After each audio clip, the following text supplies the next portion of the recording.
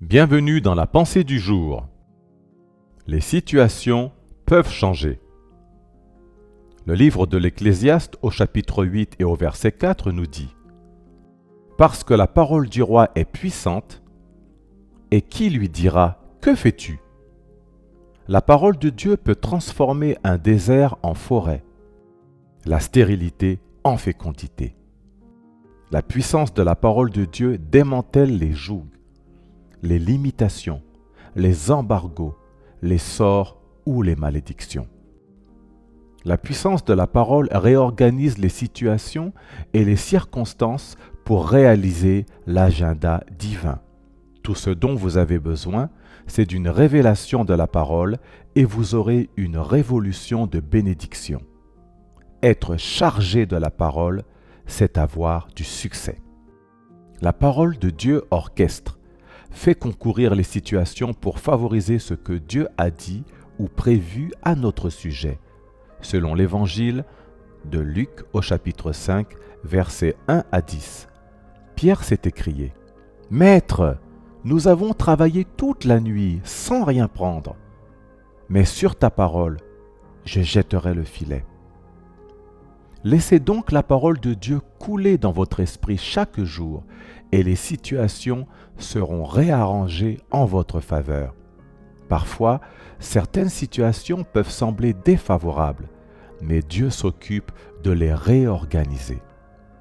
La parole de Dieu est la plus grande source de satisfaction pour la vie et l'esprit de l'homme. Il est établi dans les Écritures que la parole de Dieu est comme la pluie, et que la pluie équivaut à la bénédiction. Selon les Épîtres aux Hébreux, chapitre 6, verset 7. La parole de Dieu libère sur nous la pluie de l'Esprit. Lorsque la terre reçoit la pluie, ce qu'elle reçoit n'est pas seulement de l'eau, mais la bénédiction. D'après le livre des Deutéronomes au chapitre 28, verset 12. De la même manière, lorsque nous recevons la parole de Dieu, nous recevons aussi la pluie spirituelle de la bénédiction. Rien n'adoucit les sols durs comme la pluie qui vient d'en haut. De même, rien n'adoucit la vie dure comme la pluie de la parole. Quand une personne dit que les choses sont dures, ce dont elle a besoin, c'est de la pluie de la parole de Dieu. La pluie de la parole adoucit nos sols pour qu'ils soient productifs et se développent. La pluie de la parole arrose nos semences et nos efforts pour produire les résultats souhaités. Beaucoup de gens donnent des offrandes et paient la dîme, mais rien ne change dans leur vie parce qu'ils le font religieusement et non par révélation. Voici un autre exemple. Quelqu'un peut dire « Au nom de Jésus » et les voleurs armés commencent à courir. Mais une autre personne dira « Au nom de Jésus » et les voleurs lui répondront « Fais attention à toi si tu ne veux pas mourir maintenant. » Quelle est la différence? C'est la profondeur à partir de laquelle chaque personne a prononcé le nom de Jésus. La première personne a parlé à partir d'une profondeur qui portait la puissance, qui a paralysé les voleurs, tandis que la deuxième personne n'avait pas de profondeur de soutien ou de révélation derrière le nom. C'est votre révélation de la parole qui détermine votre manifestation dans la vie. Voici les tâches à accomplir. Premièrement, prenez l'habitude de prier pour recevoir les révélations avant d'ouvrir la Bible pour étudier et ou pendant que vous étudiez. Deuxièmement, dressez la liste des domaines de votre vie dans lesquels vous avez tendance à éprouver des difficultés.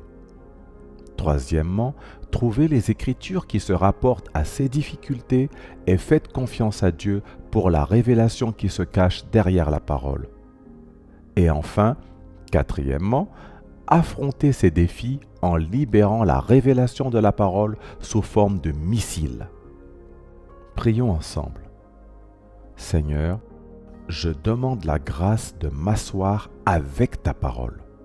Lorsque je me donne à ta parole, rassasie-moi de tous côtés, Seigneur, au nom de Jésus-Christ. Que la parole de Dieu revête de puissance chacune de vos actions dans la vie, au nom de Jésus.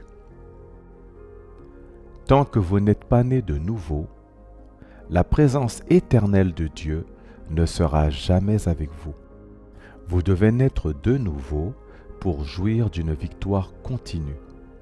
Veuillez s'il vous plaît répéter cette prière après moi. Seigneur Jésus, viens dans ma vie. Je t'accepte comme mon Seigneur et mon Sauveur personnel. Je crois dans mon cœur que tu es mort et que tu es ressuscité des morts pour me sauver. Merci Seigneur de m'avoir sauvé. Au nom de Jésus. Amen.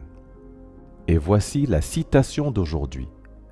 Ce que vous croyez est un véhicule qui vous permet d'arriver à destination. Que Dieu vous bénisse.